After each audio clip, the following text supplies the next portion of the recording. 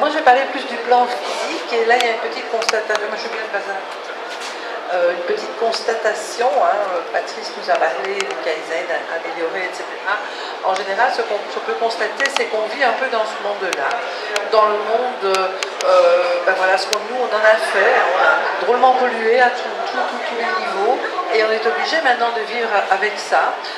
Et ça nous fait un peu ce type de réflexion, en fait, je ne sais pas si ça vous parle, hein, si on arrive à se détacher de ce monde, à apporter différentes choses, on n'est pas comme ça, mais très souvent, au moins quelques jours par semaine ou quelques heures dans la journée, on est un peu comme la dame, là, on se prend la tête, on se dit, mais comment je vais me sortir de tout ce bazar qu'on a créé autour de moi. Et quelque chose qui va aussi beaucoup nous compliquer la vie et nous compliquer le plan physique, c'est toutes les ondes électromagnétiques qui nous entourent, et là on ne sait pas y faire grand chose. Mais moi je vais plutôt vous parler des choses que l'on peut faire soi-même, parce que pour moi c'est important de garder un certain pouvoir, et on a heureusement des choses que l'on peut faire par soi-même. Pour moi la santé, le bien-être, le mieux-être, on est plutôt dans la prévention. Donc la prévention, c'est nous qui avons les clés en main, et on peut faire vraiment beaucoup de choses, même s'il y a des multiples chemins. Bon, on en a évoqué quelques-uns, et puis les personnes suivantes vous en parleront. Important de se demander, mais tiens, le mieux-être, c'est quoi? Pour moi, c'est vraiment un mode de vie. C'est moi qui décide de la vie qui va me mettre dans les meilleures conditions possibles pour que mon corps soit en pleine forme. Alors, en tant que naturopathe, une des choses hyper importantes, c'est une alimentation saine. Et là, il y a maintenant vraiment des études qui sont faites partout dans le monde. J'ai vu dernièrement une étude qui a été faite en Australie qui était hyper intéressante. On se demande pourquoi les enfants sont beaucoup plus malades que les parents. Je ne sais pas si vous avez constaté ça. Si on analyse les choses, les enfants, ils naissent et ils sont malades, alors que c'est à ce moment-là où ils devraient être en meilleure forme et avoir le plus d'énergie. Et ces pauvres petits bouts, on leur donne déjà plein de médicaments, sans se poser la question, mais enfin, il y a quand même autre chose qu'un médicament à donner à un bébé. Il y a peut-être, hein, bon, il ne faut pas le laisser hurler quand il a mal, mais notre alimentation a une énorme importance. Et c'est là-dessus où on a un énorme pouvoir. Il y a cette analyse qui a été faite en Australie dernièrement, quelqu'un qui a pris l'initiative dans une école, donc sur plein d'enfants, avec les parents qui étaient tout à fait d'accord, d'enlever de l'alimentation des enfants tout ce qui est colorant, exhausteur de goût, les etc. Bon voilà, ça a fait toute une belle étude pour les enfants, parce qu'ils se sont rendus compte que tout ce qu'ils mangeaient d'habitude, c'était plein de cochonneries qui n'avaient rien à y faire dedans. Je prends juste les machins Haribo, là, qui sont, je ne sais pas si vous le savez, mais de la gélatine pure et dure, et un petit peu de colorant dedans. Et bien donc il y avait cet iodine, est-ce que vous êtes d'accord que pendant 2 mois, on arrête de bouffer des cochonneries? Et donc les gens ont été d'accord. Et qu'est-ce qu'on a remarqué? C'est les enfants, mais au départ c'était difficile, parce que le goût était pas le même. On leur demandait de manger dans des vraies pommes, de mordre dans une pomme, plutôt que de boire des petits jus en berlingot avec quelque chose pas dedans. Et là, les enfants, au départ, bon, c'était compliqué. Et puis non, ils se sont rendus compte qu'ils réapprenaient le goût des vraies choses. Mordre dans une carotte, mordre dans une pomme. Ils commençaient à y prendre plaisir. Et au fur et à mesure, c'est les enfants eux-mêmes qui ont dit « Mais c'est fou, je sais maintenant me concentrer, je peux rester sur mon siège sans bouger, je peux mieux comprendre ce que l'on me dit. Et puis tout le monde fait avec quelques temps, je suis moins agressif. J'ai moins envie de bouffer le voisin ou de lui taper un poing dans la figure quand je veux le ballon ou le machin. » C'était hyper intéressant comme expérience pour tout le monde. D'abord parce qu'on peut constater que notre pouvoir, c'est facile en fait. C'est d'abord avoir peut-être une bonne paire de lunettes et une loupe pour lire les étiquettes, parce que parfois c'est écrit en minuscules. Si déjà chaque personne enlevait de notre alimentation, de son alimentation, tous ces produits-là et allait vraiment vers ce qui est l'alimentation saine, de saison, et l'alimentation qui est de notre environnement, pas spécialement bio, hein. Moi j'étais choquée parce que j'ai eu un magasin bio pendant 20 ans, bon, je sais comment ça fonctionne, mais dernièrement je vais au magasin bio et qu'est-ce que je vois? Bon, ici, des tomates. Et je me dis, ben oui, c'est le pays des tomates, mais c'est quand même pas la saison des tomates. Donc est-ce que c'est intéressant de manger des tomates maintenant, même si on adore les tomates? Bon, on va mettre la couleur rouge avec autre chose. Des carottes, par exemple, parce que ça, c'est tout à fait de saison. Donc c'est vers ça qu'il faut aller. C'est se poser la question, mais de quoi est-ce que j'ai réellement besoin à ce moment-ci de la saison? Première chose. Donc ça, c'est peut-être le pouvoir le plus facile, mais qu'on a peut-être le plus difficile à appliquer. Activité physique, eh bien c'est très souvent actuellement, qu'est-ce qu'on remarque? On a tous nos ordinateurs, nos PC, etc. Et TV, on est tenté, même si on a été très fatigué par la journée, on était quand même devant son PC, etc. Peut-être faire à manger vite fait, taper les machins dans le micro-ondes, et ça je ne vous raconte pas le dégât du micro-ondes, bon, c'est une autre histoire, de se retaper dans un fauteuil et de regarder la TV. Alors que nos besoins, c'est quoi? C'est peut-être aller promener le chien, qui ne demande pas mieux. Et si on n'a pas de chien, de se prendre soi-même et d'aller faire un petit tour du jardin, d'aller faire une activité physique. Mais oui, je me prends moi-même, je prends ma voisine, je prends mon voisin, je prends mon conjoint et je vais bouger. Hein. Pas spécialement bien payé bien cher dans les salles de fitness, etc. Parce que souvent c'est ce qu'on dit. Ouais, moi je suis en activité physique. Et on va s'enfermer dans une salle de fitness pour faire une activité physique. Je ne sais pas si vous avez observé que dans la fameuse pyramide de Maslow, l'air est important. Je ne sais pas si vous êtes déjà entré dans une salle de sport. Vous vous dites, je vais faire des activités physiques, je vais ouvrir mes poumons et mes bronches, et puis qu'est-ce que je respire? La sueur de l'autre, et puis tout le reste. Enfin, voilà, ça c'est moi des trucs qui m'interpellent comme ça, alors qu'on vit quand même dans un pays où l'extérieur est très très beau et très agréable et va nous apporter tout un tas d'éléments qui vont faire en sorte qu'en étant connecté avec la nature, on va se déstresser, on va être en meilleure forme, de moins mauvaise humeur ou de meilleure humeur, je veux dire pour le dire en positif. Donc faites des activités physiques, mais faites-les de manière cohérente et saine. Et de cette manière-là, on va maintenir son poids de forme. Alors c'est pas spécialement être filiforme ou machin, c'est avoir un poids qui nous convienne. Un poids avec lequel on est en bonne santé. On est en forme, on peut gérer notre corps. Qu'est-ce qui va se passer quand on va agir de cette manière-là? Eh bien, automatiquement, notre immunité va être augmentée. Donc, on va moins choper toutes les maladies. On dit, ah, j'ai attrapé la grippe, j'ai attrapé l'angine du voisin, etc. Quand on a une alimentation saine, avec de bonnes activités physiques, on peut voyager autour des gens qui sont malades, des virus, des bactéries, etc., eh bien, automatiquement, le corps, il a la possibilité de réagir. C'est ça qui est important. C'est lui donner les bons outils pour bien réagir. Donc, on a aussi de meilleure humeur. Moi, je suis parfois très étonnée de voir comme les gens sont tristounés. Je ne sais pas si c'est quelque chose que vous observez. Moi, je vois parfois les gens qui tirent la tête, je me dis, mais c'est parfois un peu dommage. Peut-être qu'on n'a pas les bons éléments pour être de bonne humeur, je ne sais pas. Ça va aussi on va agir sur la réparation cellulaire, et ça principalement en ayant un sommeil de qualité. Donc en enlevant déjà les portables de notre environnement dans notre chambre.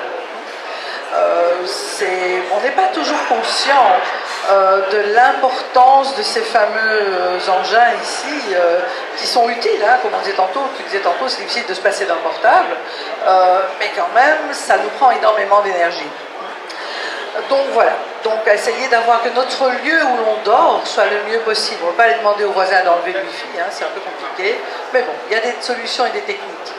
Et donc qu'est-ce qu'on remarque aussi? On remarque aussi qu'on a un équilibre de vie, qu'on peut aussi mieux raisonner, mieux penser et ne pas se laisser influencer par plein de choses.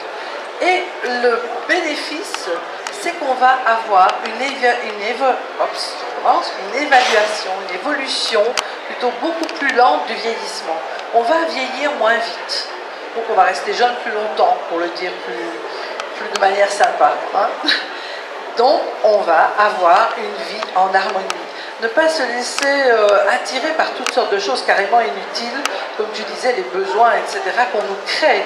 On nous crée un tas de besoins, alors que si on réfléchit bien, des besoins, pour être heureux, il y a quand même des tas de choses qu'on nous propose qui ne sont pas utiles et nécessaires. Alors je vais terminer par ça, parce que je crois que c'est vraiment important. Notre corps, c'est notre véhicule.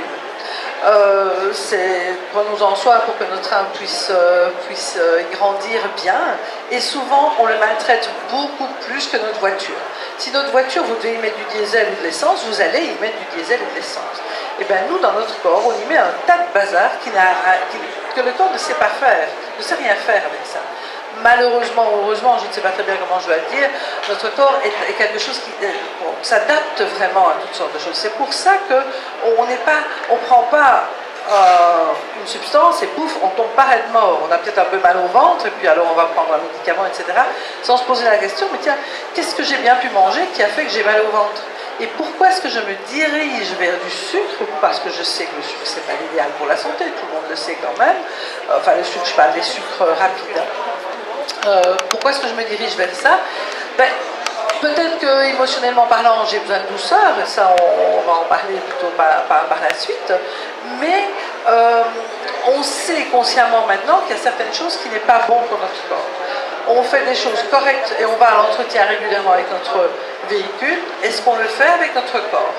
Est-ce qu'on se dit, on le faisait plus dans le temps, hein, des moments où on faisait du jeûne, ou bien tous les vendredis on mangeait du poisson. Je ne sais pas si ça se faisait ici aussi, hein. Donc en Belgique ça se faisait, voilà. Le vendredi c'était le jour du poisson. Donc on mangeait moins. À la fin, à la sortie de l'hiver, c'était le carême. Donc on mangeait moins de viande, on mangeait moins de sucreries quand on était enfant. Il y avait une conscience à un moment donné, on s'était mis sous le sceau de la religion, et bon, ça c'est une autre histoire. Mais c'était intéressant parce que c'est à ce moment-là, aux sorties de l'hiver, où le corps, il a besoin d'éliminer toutes les choses qu'on a pris en trop pendant l'hiver, où on était un petit peu plus à l'intérieur du corps, à l'intérieur de notre maison. Donc, vivons les rythmes, c'est important. Faisons attention à nos besoins. Alors là, très vite, je vais vous donner quelques petites idées de besoins. Une des choses primordiales, ça reste quand même l'eau. On a besoin d'eau. On n'a pas besoin de petits jus, on n'a pas besoin de lait végétaux, de café, etc. Ça, c'est le plaisir. D'accord? Donc on en a besoin pour le plaisir. Mais physiologiquement, ce dont notre corps a besoin, c'est de l'eau. C'est toute l'histoire, on ne va pas trop s'étaler là-dessus, mais c'est une des choses primordiales. Donc soyez attentifs que ces besoins-là, ce besoin d'eau va faire en sorte que déjà si on y répond, eh bien on va avoir meilleure mémoire, meilleure concentration. La peau va être plus jolie, on va moins avoir de problèmes de constipation. Donc simplement en buvant de l'eau. Ce n'est pas trop compliqué à faire, il me semble. Puis après, on a besoin principalement de vraies céréales. Donc là, c'est le riz, etc. Enfin bref, le pain, toutes ces choses-là. Et on voit maintenant beaucoup de régimes hyperprotéinés, ça tombe un petit peu enfin, on voit parfois encore des gens qui vont se dire, pour maigrir, je vais prendre des protéines. Et on supprime les céréales. Alors que les céréales sont un apport extraordinaire de vitamine B, entre autres, qui vont nourrir notre système nerveux. Alors, je ne vais pas trop la faire très longue, mais je vais quand même continuer un peu. Un autre besoin, c'est des vrais fruits et des vrais légumes. Pas les bazars lyophilisés, etc. Enfin, bon, je trouve, bon, voilà. Mais vraiment des vrais fruits, des vrais légumes. Oui. Alors après ça, il y a tout ce qui est protéines. On n'a pas besoin d'autant de protéines qu'on nous parle, mais on a besoin de bonnes protéines.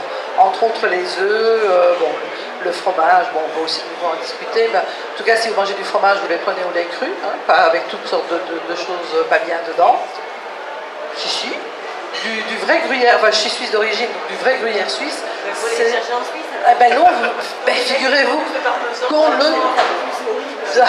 le trouve même ici en France, du vrai gruyère suisse. Mais il y a sûrement un bon fromage français, hein, fromage locaux, c'est super. Hein, donc il suffit de trouver, de demander, aller plutôt chez des petits producteurs locaux et vous allez trouver des tas de petites merveilles, vous allez voir. C'est vraiment très, très intéressant. Aussi, comment? J'appelle ma mère, qui dit au moment Voilà, c'est aussi une solution. Les mères peuvent être des bons relais. Hein. En principe, c'était comme ça que ça se passait. Aussi, un besoin qu'on oublie très souvent, c'est les besoins de matière grasse. On enlève toutes les dates de matière grasse qui sont très mauvaises, hein. Bon, je passe, mais du beurre, amen, du vrai bon beurre, donc du beurre de ferme, du beurre, donc de nouveau qui a un goût un peu plus particulier, etc. On doit se réhabituer à d'autres goûts. Ça nous apporte de la vitamine D, entre autres. Toutes les huiles de première pression à froid vont faire en sorte que notre système hormonal va fonctionner convenablement. Donc pour les femmes, entre autres, puisqu'il y a une majorité de femmes, plus de problèmes de ménopause, entre autres. Hein, bon, non, c'est à égalité. Bon, dans le public, je vous l'ai dit. Voilà. Hein, on nous a mis, on a découvert, oui, la société, on a des tas de maladies de société et on a des choses comme, ah ben voilà, vous allez avoir 45 ans, 50 ans, et il va vous tomber dessus la ménopause, mesdames. Génial. Bouffée de chaleur, on va se dans une mauvaise humeur, enfin bref, la libido, c'est un tableau pas très sympa. Eh bien, une des petites choses intéressantes à savoir, c'est que si vous avez suffisamment d'huile de première pression à froid, entre autres de l'huile de noix, hein, puisqu'il y a les oméga 6, les oméga 3, on peut aller beaucoup plus dans le détail, mais ici je le fais vite, eh bien, tout ce genre de choses, puisque votre système hormonal va avoir la bonne nourriture, eh bien, je vous annonce une très bonne nouvelle, on n'est pas obligé de passer par là.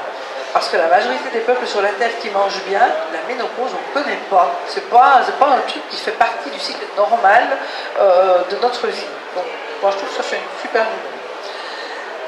Et alors, moi, un petit verre de vin de temps en temps, je ne sais pas où est le bazar, un petit verre de vin de temps en temps, un verre de vin rouge est intéressant. On n'est pas obligé non plus, mais voilà.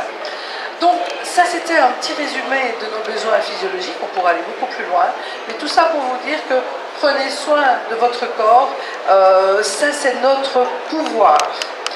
Et cette petite phrase, pour aller bien, cela doit être simple. Donc, simplifions-nous la vie. Et il n'y a que vous qui pouvez prendre ces décisions-là pour vous. Il y a la conscience que nous, on doit avoir. Et puis après, c'est vous qui choisissez plutôt le fromage qui pue peut-être un peu, mais qui est bon pour nous, ou bien le fromage qui pue pas du tout, qui n'a pas de goût, etc., bien dans son petit emballage, bien net, bien propre, etc.